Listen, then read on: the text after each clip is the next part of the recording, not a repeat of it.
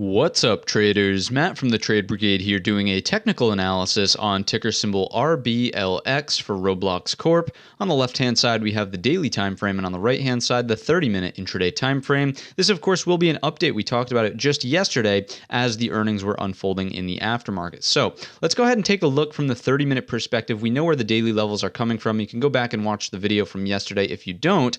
And basically, I want to use this as a learning moment, right? If we look at this, this was the overnight high. Let's go ahead and just turn that on for a second. Do something like this. And again, what you'll notice, that was the overnight high. As we pull back and then break it, that's where that breakout into the end of the day came from. So again, no surprise, right? It doesn't strike me as like, oh, wow, the stock broke out. Like, what caused that, right? No, it was a known area of resistance. When we took it out, the stock obviously moved higher into those blue sky territories, which we were sort of eyeballing that 110 psychological number. So things worked out beautifully here inside of Roblox, even if you wanted to trade it short on the open, right? If we come down to like a daily, or excuse me, a 5-minute chart, what you'll note is that we really failed to take out the overnight high on the initial push higher, the 5-minute bar. So when we traded back lower through the open here, there was a short available down to the low of the day, essentially. Now you would have gotten stopped out, right? Whether it be in here or here at break even, wherever you would have got stopped out, you would have got stopped out. But the trade worked both ways. And again, just using that as a bit of a learning moment here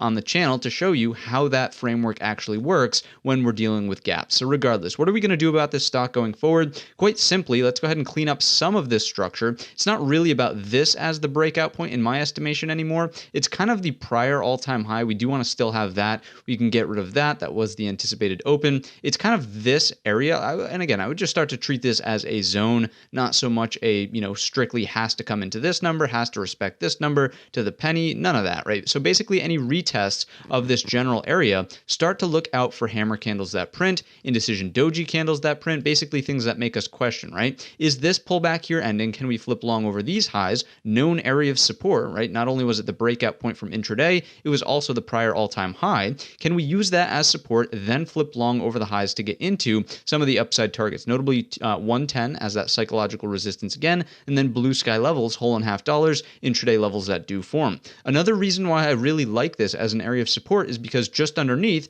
we have the flag consolidation lows, right? This right in here. So to me, the risk reward makes sense. You can place a stop kind of in this general zone. You probably want to be on the bottom side or underneath 100, the psychological number, but it just makes sense. So entry here, stop down here, and you're at least looking for this to the upside. That's kind of roughly a 2-to-1 trade. And then after that, there's no saying how high it could go into blue sky territories. Now, keep in mind, if this is your stop loss, you need to stick with it, right? Because if that does break, it's likely down to the low of day in here, 94. Then after that, we still have a lot of gap underneath us. So do not forget about that, right? It's not just like, okay, new all-time high, it's a magical ticket into blue sky territories. No, there still is downside risk. We still need to use stop losses and all that good stuff, but that's how I'm looking at the chart as of right now. If you enjoyed the video, if you enjoyed the commentary, more importantly, the recap of how to actually use that framework on the gap up, gap down, let me know in the comments section or by giving the video a thumbs up. Don't forget our main channel is linked in the description, and all of that being said, I wish you a green trading week.